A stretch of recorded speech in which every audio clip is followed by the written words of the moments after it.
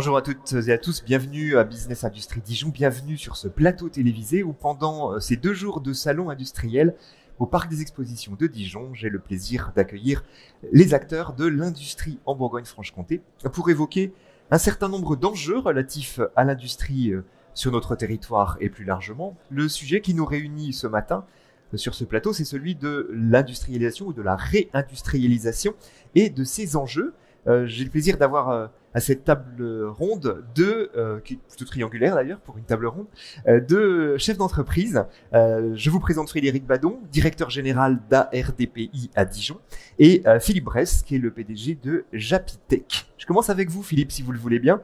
Alors Japitech, chaudronnier, fabricant historique de citernes laitières. Vous êtes tout près de Dijon, Saint-Apollinaire, depuis 1920. L'entreprise ne date pas d'aujourd'hui, mais vous avez repris l'entreprise accompagné par UI Investissement en 2023, l'an dernier. Ce fabricant de citernes emploie 140 personnes pour un chiffre d'affaires de 21 millions d'euros, très largement à l'export, puisque 80% de vos citernes partent à l'international. Ce qui va nous intéresser dans les projets que nous allons évoquer ce matin, c'est la manière dont vous travaillez avec d'autres acteurs du territoire, notamment avec votre voisin, et la manière dont Dijon Métropole, à travers son agence de développement économique, facilite le partenariat et facilite la synergie entre les acteurs au sein de cet écosystème. Philippe, expliquez-nous le projet que vous avez engagé avec ARDPI.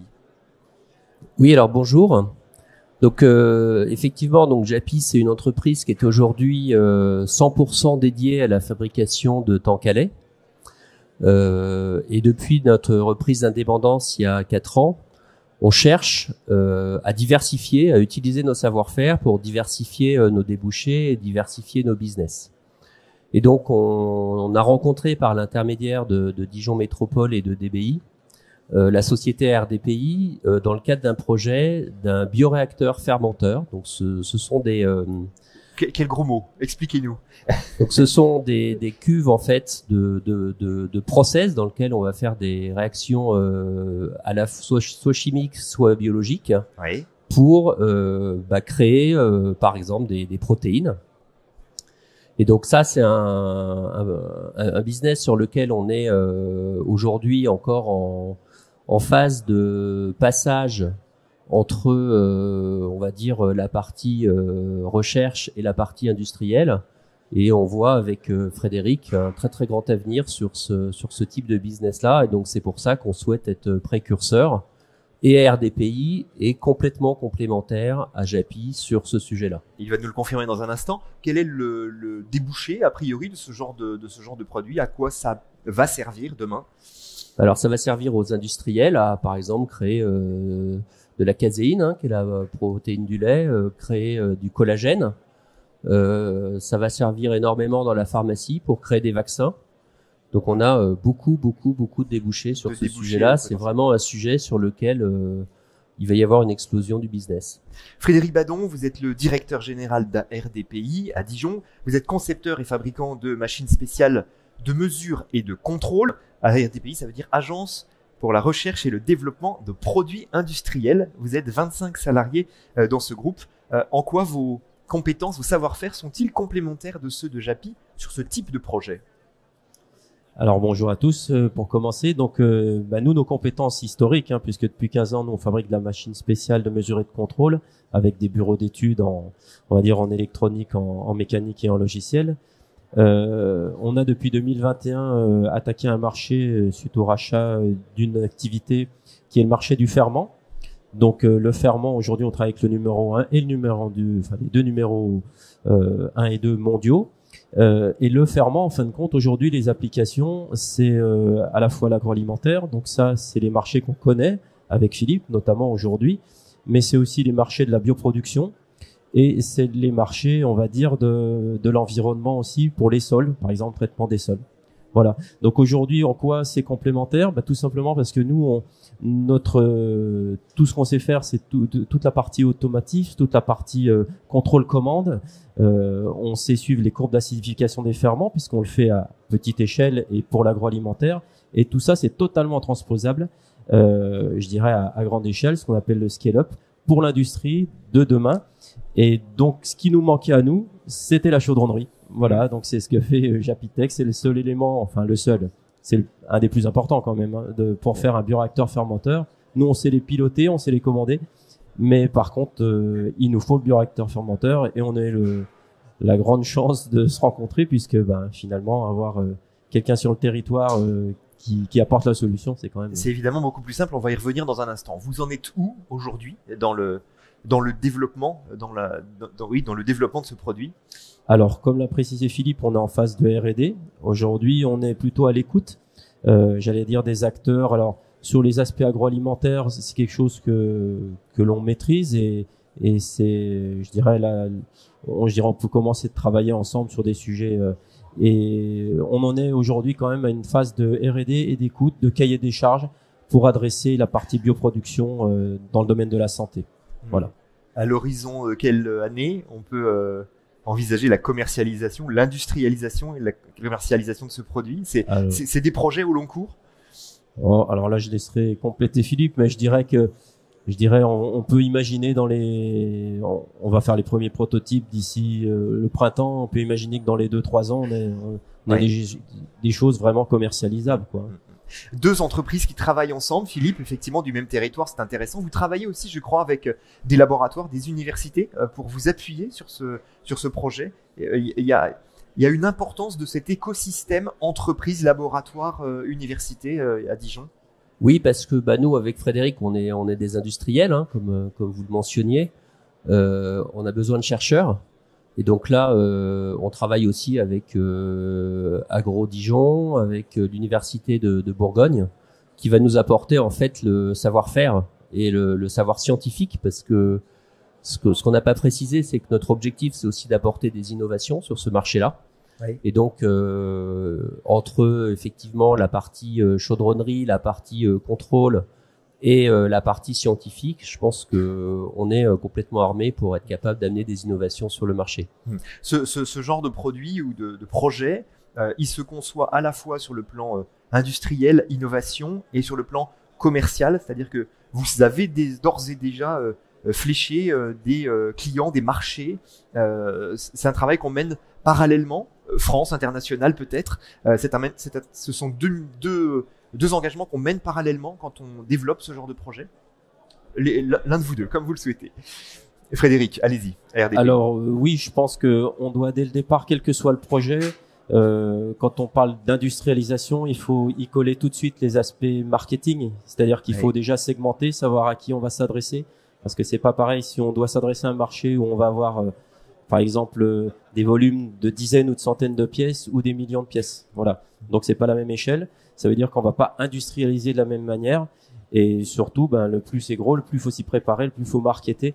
Et donc c'est là où effectivement on a besoin tout de suite de flécher les clients qu'on va adresser. Ouais. Alors ce projet de bioréacteur fermenteur, il est porté par deux entreprises du territoire, en lien avec les acteurs de la recherche et de l'enseignement supérieur. Donc j'imagine que c'est quelque chose qui vous plaît dans son principe. Enzo Ladissa et Emmanuel Buguin, vous êtes tous les deux chargés d'affaires à Dijon Bourgogne Invest, qui est l'agence de développement économique de Dijon Métropole. En quoi ce projet est-il intéressant pour le territoire ? Bonjour à tous, nous sommes extrêmement ravis, d'une part parce que comme le rappelait Philippe, il a été très important à l'époque quand Philippe est arrivé sur le territoire en provenant du bassin parisien, si je ne me trompe pas. D'entrée, il nous a ouvert les portes de son entreprise, de ses équipes, et nous faire part de sa volonté de redynamiser une grande et vieille maison dijonnaise en matière de temps calé. Et donc l'intérêt pour nous aussi de mettre du lien entre les entreprises historiques du territoire comme le site Japi 1955 à peu près 57, excusez-moi, entre 1957 et Frédéric, qu'on connaît aussi, on a même connu à l'époque la création de l'entité, c'est de mettre du lien dans ces dirigeants qui réfléchissent, qui imaginent des développements futurs. Et donc, on s'est forcément autorisé à l'époque à donner quelques bons contacts utiles sur le territoire pour faire en sorte que chacun puisse trouver aussi des partenaires. Donc, c'est là-dessus aussi que de mettre du lien. On attend forcément Dijon Bourgogne Invest dans l'arrivée de grandes entreprises pour faire les unes de la presse que tu connais bien, Patrice. Mais pour le coup, c'est aussi mettre du lien et créer du business qui est vraiment, on imagine qu'il y a un réservoir énorme sur lequel on est tous assis, un réservoir de croissance, de mettre du lien entre les anciens, les nouveaux, l'enseignement supérieur, la recherche académique, les jeunes entreprises de vente dont Enzo nous parlera tout à l'heure. Mais pour le coup, là-dessus, on en est plutôt fiers et on dirait que ce n'est que le début. Et finalement, les parcs d'activités qui sont mis en place, notamment où sont installés la société Japy pour Ecopark, ont cette vocation industrielle, productive, de rassembler aussi toutes les bonnes envies, les bonnes initiatives, de les mettre aussi en une proximité tout à fait relative. Donc, plutôt très intéressé par ces développements qui sont mis en place à travers des mises en relation qui peuvent se faire via notre intermédiaire. Ce qui est intéressant dans ce que vous nous expliquez, Emmanuel, c'est que quand on parle d'agence de développement économique, souvent on pense d'abord à développement exogène. Or là, vous nous montrez qu'une agence de développement économique, une grande partie de sa mission, c'est aussi de travailler l'endogène, c'est-à-dire de faire en sorte que les entreprises déjà implantées se développent. Quels sont les besoins de ces entreprises implantées pour se développer finalement? Vous travaillez peut-être pas sur les mêmes problématiques que pour l'exogène. Bonjour à tous. Donc, oui, en effet, c'est une très bonne question. Merci, Patrice. Donc là, on retrouve, je dirais, plusieurs ingrédients qui font la réussite de notre territoire. Vous avez évoqué la fermentation. C'est un sujet très important pour Dijon, qui occupe une place vraiment à part en France dans ce domaine. Là, effectivement, le premier besoin, c'est encourager les liens avec le monde de la recherche, et je soulignerai l'importance aussi de deux structures sur le territoire qui facilitent ce lien avec le monde de la recherche, la SAT Science, qui assure le transfert de technologie et la mise en lien avec les labos, et également DKBFC pour l'incubateur. Donc voilà, le premier besoin, c'est effectivement la mise en relation avec le monde académique. Deuxième besoin, vous l'avez évoqué, Philippe, c'est de nouveaux enjeux aussi au niveau industriel, au niveau de la commercialisation, de nouveaux enjeux, donc de nouveaux talents à attirer.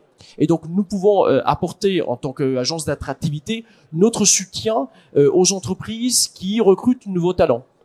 Donc déjà, en favorisant l'arrivée de nouveaux collaborateurs, et on a déployé notamment un dispositif de mobilité professionnelle et familiale. Donc concrètement, on aide les nouveaux collaborateurs à trouver un logement. On accompagne le conjoint pour la recherche d'emploi. Donc ça, c'est un premier point, attirer de nouveaux talents. Et je dirais qu'il y a un lien aussi avec l'exogène. Parce qu'en fait, en tant qu'agence d'attractivité, on contribue à l'arrivée de nouvelles compétences sur le territoire, et je pense notamment à l'offre de formation qui peut être une réponse aussi aux besoins de l'entreprise. Donc on encourage l'arrivée de nouvelles écoles qui vont participer à la formation de nouveaux collaborateurs. Donc ça, c'est vraiment deux enjeux importants: la mise en relation avec les startups, et on aura peut-être l'occasion d'y revenir, et l'accompagnement au recrutement de nouveaux collaborateurs. Un autre enjeu auquel répond Dijon Métropole à travers cette agence, c'est celui de l'industrialisation du territoire. Hier à l'inauguration, on évoquait avec deux élus de Dijon Métropole le fait que Dijon ne rime pas forcément avec industrie dans l'esprit des gens, alors qu'il y a des entreprises industrielles installées ici, et notamment des filières industrielles qui sont très importantes. J'en citerai deux évidemment qui sont connues de tous aujourd'hui: santé et agroalimentaire. La stratégie, c'est de focuser sur ces deux filières et de les pousser le plus loin possible. C'est une stratégie volontariste et volontairement fléchée. Oui, effectivement. En plus, Frédéric, vous venez d'évoquer les deux filières, la santé et l'agro, mais on pourrait citer également l'agroécologie. Donc effectivement, l'objectif de la métropole, c'est de mettre tout en œuvre, au travers aussi de son agence d'attractivité, pour aller sourcer des projets industriels. Donc bien entendu, de gros projets industriels de plusieurs centaines d'emplois, et on serait ravis, mais aussi des services, des compétences pointues, et je citerai notamment une étude récente de la Banque de France sur le territoire Bourgogne Industrie, dont Dijon fait partie, qui relevait en fait un besoin important de bureaux d'études, de compétences comme celles des RDPI, et donc qui vont aider les industriels. Tout cela, en fait, participe de l'attractivité. L'attractivité, c'est comme la croissance, on la décrète pas. Donc il faut créer les conditions pour attirer de nouvelles entreprises. Et effectivement, tout le travail qui est fait par des sociétés industrielles comme RDPI et Japy permettent de créer les conditions pour que d'autres industriels puissent s'installer sur le territoire. Ce sont les entreprises qui font. Vous êtes là pour mettre un peu d'huile dans les rouages et faire en sorte que ça se passe bien. Question à tous les deux, Philippe et Frédéric. Vous êtes bien à Dijon ? Derrière ma question, bien entendu, c'est est-ce que Dijon-Bourgogne est un territoire favorable au développement de votre entreprise, bien sûr, et au développement de projets de cette nature? Alors effectivement, alors comme le disait Enzo, moi je viens de la région parisienne, donc j'ai découvert Dijon et je trouve que c'est extraordinaire en termes d'écosystème. Donc oui, on est très bien à Dijon. Quand on veut faire de l'industrie, je pense en France, il faut être dans l'excellence, c'est-à-dire qu'on peut pas se permettre de faire du low cost, donc il faut être les meilleurs. Et donc on a besoin de beaucoup de support, on a besoin de beaucoup d'ingénieurs, on a besoin de gens qui sont formés, et on a besoin donc de tout ce lien en fait qui est apporté par DBI, qui nous aide beaucoup. C'est-à-dire qu'en fait, il nous faut gagner beaucoup de temps, et on a besoin aussi de trouver des partenaires. C'est-à-dire qu'on va pas tout développer nous tout seul. On a besoin de s'associer avec d'autres entreprises. Et vraiment, je pense que l'écosystème dijonnais, de ce point de vue-là, est exemplaire. Beaucoup d'intervenants qui sont sur ce plateau et qui parlent de la création d'entreprises et du développement d'entreprises ici ajoutent un atout. Dites-moi ce que vous en pensez. Ici, c'est un territoire à taille humaine. C'est-à-dire qu'on se connaît tous. Voilà, on se connaît à peu près tous. Et c'est facile de se parler et de se voir. Vous confirmez que c'est un atout d'un territoire de la dimension de Dijon Métropole? Oui, parce que, alors effectivement, tout le monde connaît tout le monde. Ça je l'ai bien, je l'ai bien remarqué. Ça permet d'aller très vite, en fait. Si vous voulez, quand vous êtes d'une PME, par rapport à d'autres, l'agilité, c'est quand même quelque chose qui est majeur. Donc, ça nous permet d'aller très vite. Et donc, quand on a des solutions et qu'on a par tout le réseau de contacts, et nous, on est en train de se remettre le plus possible dans l'écosystème dijonnais, ou Bourgogne-Franche-Comté, on va dire à minima. Oui, BFC. Oui, bien sûr. On gagne beaucoup de temps et ça nous permet de trouver des solutions très très vite, que ce soit au niveau des banques, au niveau de tous les sujets. On gagne beaucoup de temps. Ce qui m'intéresse dans votre discours, Philippe, c'est cette vision de l'entreprise ouverte. Ça n'a pas été le cas pendant très longtemps dans beaucoup d'entreprises. C'est-à-dire, je fais mes projets, je suis en interne, je vais éventuellement chercher une compétence que je recrute si j'ai besoin. Mais cette idée du partenariat entre entreprises et acteurs publics aussi, c'est quelque chose de nouveau qui n'est peut-être pas suffisamment partagé dans le monde entrepreneurial. Qu'en pensez-vous? Alors, dans la culture de Japy, on a été une filiale d'un groupe allemand pendant plus de 20 ans. Donc là, on était une entreprise extrêmement fermée. Et moi, j'ai compris en fait tout l'intérêt d'ouvrir l'entreprise le plus possible. Parce que finalement, tout l'écosystème autour de nous, il est là pour nous aider. Il n'est pas là pour nous mettre des bâtons dans les roues. Et donc, encore une fois, ça nous permet de gagner du temps et ça nous permet de temps en temps de trouver des idées qu'on n'a pas tout seul. Frédéric, c'est capital. Frédéric, votre point de vue sur le sujet, en tant que bureau d'études, naturellement, vous travaillez avec pas mal de monde. Aujourd'hui, plus que jamais, c'est l'entreprise ouverte, c'est l'entreprise en réseau, c'est l'entreprise bien intégrée dans son écosystème qui gagnera demain. Moi, je partage complètement cette vision je dirais, de l'écosystème. On a la chance, j'allais dire, à Dijon. Alors, c'est peut-être pas le seul endroit, mais en tout cas ici, c'est une vérité, d'être connecté à un écosystème industriel, un écosystème dans lequel il y a des chercheurs, des scientifiques. Moi, j'ai même découvert sur le sujet du microbiote, sur le sujet des compétences que je soupçonnais pas. Donc, on a ces compétences-là. Après, on est très aidé, je dirais, à la fois par Dijon Métropole, par notre UMM Côte d'Or. C'est vraiment deux réseaux dans lesquels on est très proche et on retrouve tous les services à travers ces deux. Et donc ça, c'est vraiment pour nous un écosystème dans lequel on peut complètement s'épanouir en fait. Finalement, il ne nous manque rien à Dijon, enfin pour le moment. Ça va plaire à vous, à nos interlocuteurs qui sont en face de vous, évidemment. Encore une question. À quelles conditions ça marche, le partenariat entre deux entreprises comme ça qui ne se connaissaient pas, qui se découvrent l'une l'autre? À quelles conditions ça marche? Et ça va marcher en ce qui vous concerne? Oui, ça va marcher. Il y a les conditions de marché, il y a les conditions, j'imagine comment ça va avancer, je dirais, d'un point de vue technologique. Et puis, je pense que la condition principale, c'est justement ce qu'on vient d'évoquer, c'est la proximité. C'est le fait qu'on va tous avancer avec alors pas forcément une même motivation parce qu'on n'en est pas tous au même point. Les chercheurs n'ont pas la même motivation. En tout cas, avec Philippe, on se comprend puisqu'on a un parcours purement industriel. Oui. Et on a les mêmes objectifs. On a des objectifs de faire grandir nos entreprises, pour Philippe de les diversifier, pour nous des objectifs de croissance. Donc chercher des nouveaux marchés qui vont appliquer, je dirais justement nos deux savoir-faire. Et ça, on l'a clairement identifié. Et encore une fois, oui, ça va marcher.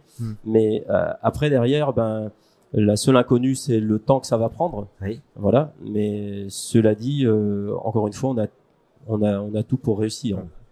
Quand on a face à soi des entreprises, des laboratoires privés, des laboratoires publics, des universités, est-ce que c'est si évident que ça de parler tous le même langage? Quel est votre point de vue à DBI là-dessus? Est-ce que c'est finalement si facile que ça de fluidifier les choses?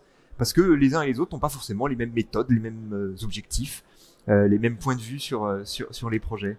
D'ailleurs, la question est pour vous deux, mais pour vous deux aussi. Oui, non, ce n'est pas toujours évident, bien entendu, parce que le langage n'est pas le même. Il y a parfois une technicité, il y a du jargon qui est une barrière. Parfois, pour dire la même chose, on n'utilise pas les mêmes mots.